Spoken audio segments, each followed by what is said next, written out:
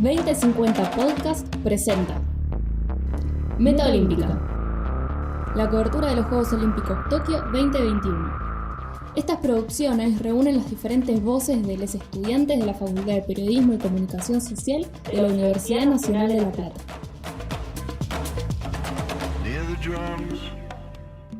Bienvenidos al podcast de ciclismo en los Olímpicos, el lugar en el que yo, Daniela Díaz, compartiré contigo cómo se va desarrollando la competencia en Tokio 2020. El ciclismo para esta edición se va a conformar por 5 disciplinas: ciclismo en ruta, de montaña, en pista, BMX Racing y BMX Freestyle. Para este capítulo nos enfocaremos en el ciclismo en ruta. En esta carrera, los y las ciclistas del mismo país compiten como equipo, pero las medallas son individuales. Bélgica, Italia, Colombia, España, Francia y los Países Bajos tienen aseguradas las plazas con más participantes para esta categoría masculina, mientras que Australia, Alemania, Países Bajos, Estados Unidos e Italia harían lo suyo en la categoría femenina. Hablando un poco de historia, el ciclismo en ruta se ha incluido prácticamente en todos los programas olímpicos desde 1896, excepto por un periodo de 12 años en el que fue excluido, aunque volvió en Estocolmo en 1912. Sin embargo, la categoría femenina se introdujo 100 años más tarde en los Juegos de Los Ángeles en 1984. Aunque el ciclismo olímpico se restringió en sus orígenes solo a deportistas amateurs, los profesionales han podido participar en ellos desde Atlanta 1996. Esta decisión ha hecho aumentar su popularidad. Ya entrando en detalles de lo que sucedió este 24 de julio en la carrera masculina que se desarrolló entre Musashino no Mori Park y Fuji International Speedway con una distancia de 234 kilómetros, en un suceso memorable para el ciclismo latinoamericano y en general para el deporte ecuatoriano, Richard Carapaz se coronó campeón olímpico de ruta tras una espectacular acción ofensiva ejecutada sobre los últimos 24 kilómetros de carrera. Le permitió subir como primero al podio. Carapaz, que solamente contó con Jonathan Narváez como su escudero de lujo en el seleccionado ecuatoriano, enfrentó solo los últimos 6 kilómetros de carrera, haciéndose merecedor de esta presea al superar por 1 minuto y 7 segundos a 2 de los favoritos, el belga Wout van Aert y el esloveno Tadej Pogačar, que subieron al podio por las medallas de plata y bronce. La carrera de los 222 kilómetros a meta contó con una fuga que se conformó por 8 corredores: Aular, Kluker, Juraj Sagan, Poli Chornis, Edvard Michel Grosu, Elchin Asadov, Paul Doumont y Nick Dlamini. El control sobre la escapada lo ejercieron en todo momento los seleccionados de Bélgica y Eslovenia, aunque permitieron contar con una diferencia cercana a los 20 minutos. Sobre el kilómetro 80 de competencia, los británicos Geraint Thomas y Tao Hart sufrían una caída que lograron librar los colombianos. Sin embargo, Nairo Quintana tuvo un pinchazo que lo relegó del grupo al que finalmente logró retornar. Con 60 kilómetros por recorrer, Italia intentó marcar la diferencia desde la larga distancia con Damiano Caruso. Sin embargo, Bélgica se encargó de neutralizar la acción ofensiva del subcampeón del Giro 2021. Para dar paso a un gran ataque 5 kilómetros más adelante de Remco Evenepoel, que se llevó a su ruedo a Vincenzo Nibali y a Eddie Dunbar, que estuvieron muy atentos a la marca, acción que no logró prosperar ante la persecución consentida en el grupo, que cerró la posibilidad por la fortaleza de los punteros. El reciente campeón del Tour de Francia se llevó en su rueda a los norteamericanos Michel Woods y Brandon McNulty, que contribuyeron en el impulso de la diferencia, mientras que Wout van Aert lideraba la persecución en el reducido grupo en el que subsistían, entre otros, el colombiano Rigoberto Urán y el ecuatoriano Richard Carapaz. En el tránsito final hacia Cagosaca Pass, Wout van Aert se había descolgado de la docena de hombres que rodaban en la cabeza de carrera, para sumarse a los que estaban en punta. La falta de coordinación para mantener un ritmo constante le permitió a 24.5 kilómetros del arribo al ecuatoriano Richard Carapaz y el estadounidense Brandon McNulty marcar la diferencia sobre sus rivales. Richard y Brandon trabajaron en armonía, mientras que en el grupo secundario Rigoberto Urán y Wout van Aert adelantaban una furibunda persecución cuando la diferencia disminuía considerablemente. Carapacela jugaba a 6 kilómetros del arribo en solitario, mientras que Brandon McNulty cedía ante la implacable determinación del ecuatoriano, que subiría a lo más alto del podio por la presea de oro.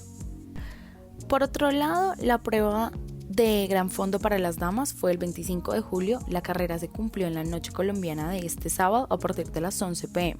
La corredora austriaca Annie Kiesenhofer se proclamó campeona olímpica, haciendo buena la escapada desde los 3 primeros kilómetros de los 137 que presentaba el recorrido, donde Ana resistió la caza de la selección de Países Bajos, que tiró para alcanzarla, pero que se tuvo que contentar con el segundo lugar al llegar 1 minuto y 15 segundos por delante de la neozelandesa Annie van Vleuten, quien recibió la plata, y la italiana Elisa Longo, que se quedó con el bronce. A decir verdad, ambas carreras estuvieron bastante buenas, con cosas inimaginables en el medio.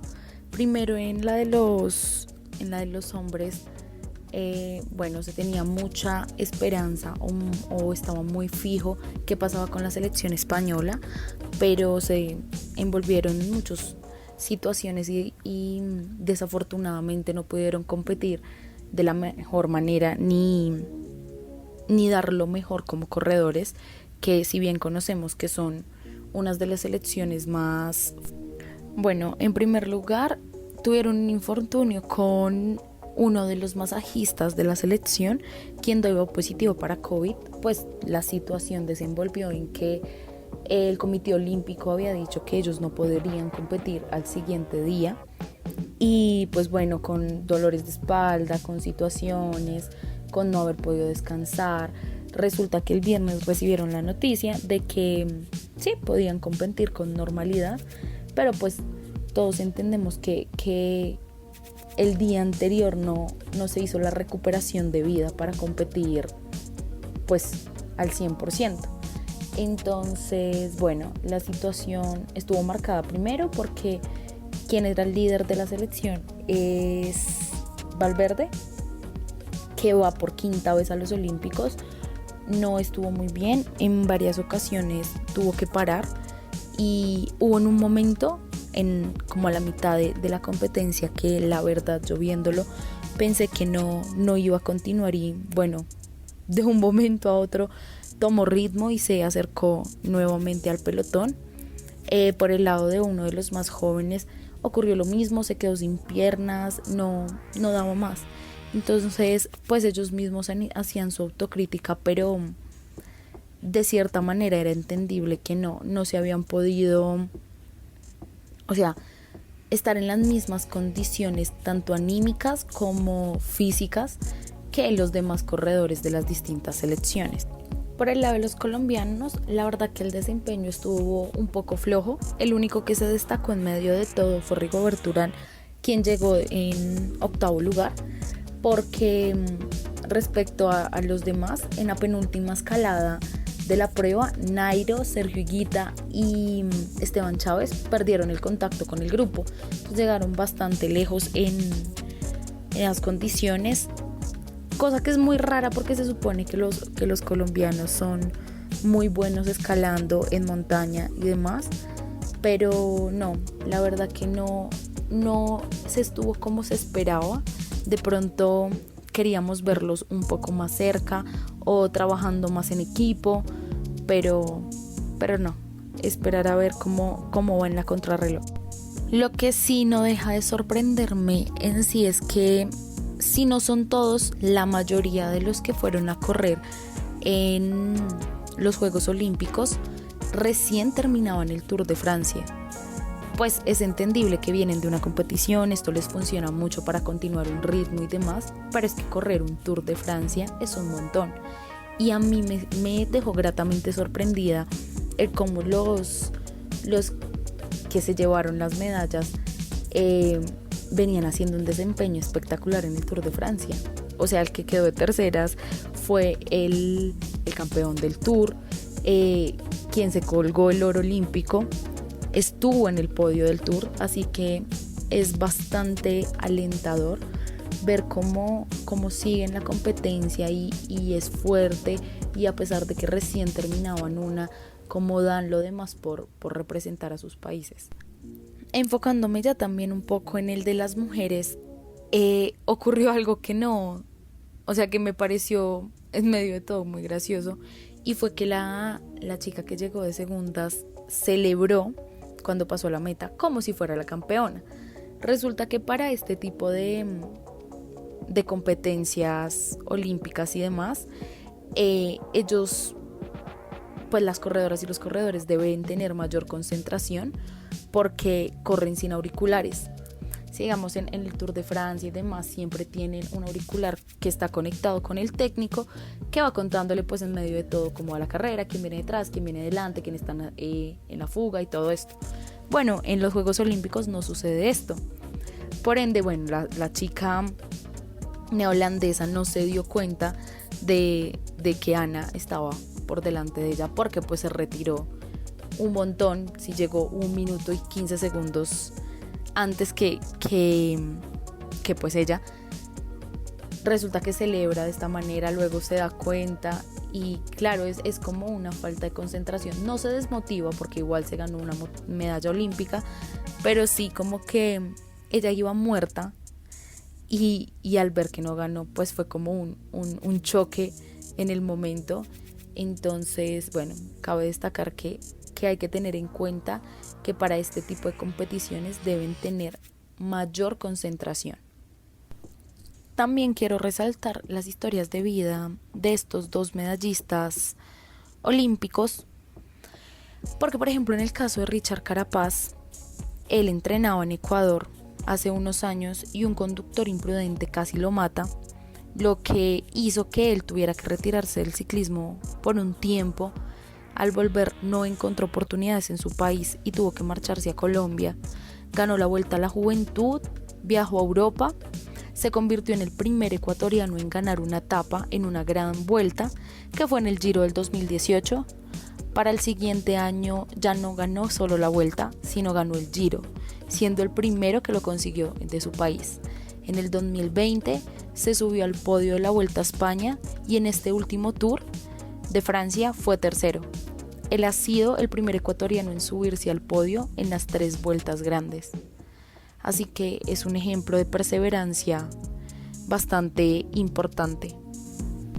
Bueno, y respecto a Anna Kiesenhofer, más allá del triunfo, la historia de la austríaca es de admirar. Su carrera fue hecha a pulso al ser una ciclista amateur y alterna el deporte con su profesión en las matemáticas. Había comenzado como especialista de triatlón y biatlón hasta que en el 2014 se vio obligada a abandonar pues estas prácticas por lesiones. Eligió el ciclismo y se formó en España, específicamente en Cataluña, donde ganó la Copa Nacional en 2016.